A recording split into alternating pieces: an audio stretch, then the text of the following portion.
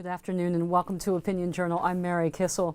You're looking at scenes from the protests in Istanbul in this past days, which have been ongoing now for a lot longer than that government thought they would run. American Enterprise Institute scholar John Bolton is here to talk about what this all means. John, is this shades of the Arab Spring?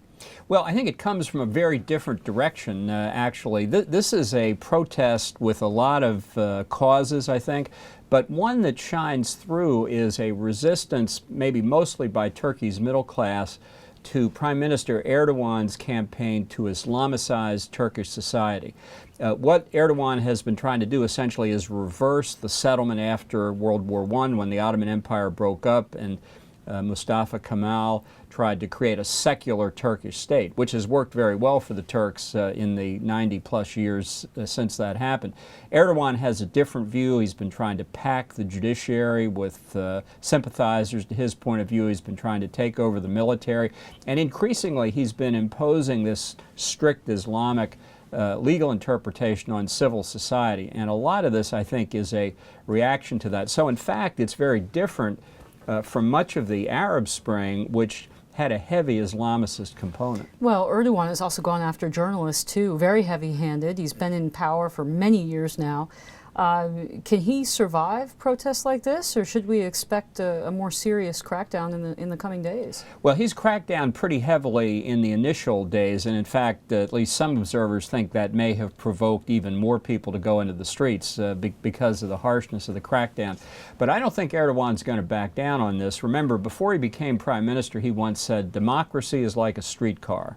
You ride it to the stop you want, and then you get off." And I think the Turks heard that, and they're not so happy with that idea. Well, I wouldn't be happy with that either. Now, this isn't just an isolated incident, of course. We've got upheaval across the broader Middle East, Syria in particular.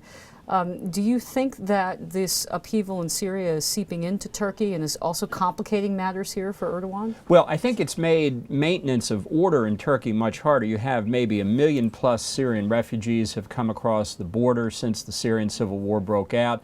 The Kurds in Syria have effectively declared independence. Even at the same time, Erdogan has been trying to make a deal with the most radical Turkish Kurdish faction, the PKK. This idea of an independent Kurdish state, whether it's in Iraq or Turkey or Syria, wherever, the Kurds have never given up on it. And so there are a variety of stresses that I think Erdogan is feeling, and this latest from his own basic Turkish population, much of his base apparently, has got to be concerning to him. John, a long time Middle Eastern observers are starting to see what they call, the beginning of a long war, sectarian violence throughout the region by these various Sunni and Shia Alawite groups. Do you agree with that analysis? Well, I think the prospect is there. I think the civil war in Syria has increasingly become a proxy war between Iran and the large Shia bloc on the one hand, and its offshoots like the Alawites of the Assad family dictatorship, and the Sunnis on the other. Now, I don't think that's inevitable. You know the saying in the Middle East, I against my brother and I against our cousin, all of us against the stranger.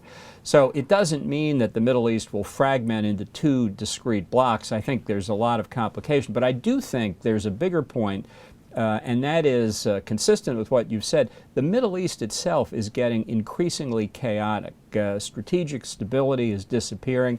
Each of these individual crises, Syria, Libya, Yemen, you name it, really risk throwing the entire region into turmoil. And with Iran increasingly close to nuclear weapons, I think this is a very, very serious period that honestly the United States is not paying anywhere near adequate attention to. The United States not paying any attention to much of anything outside the country. Despite President Obama's friendship with Erdogan.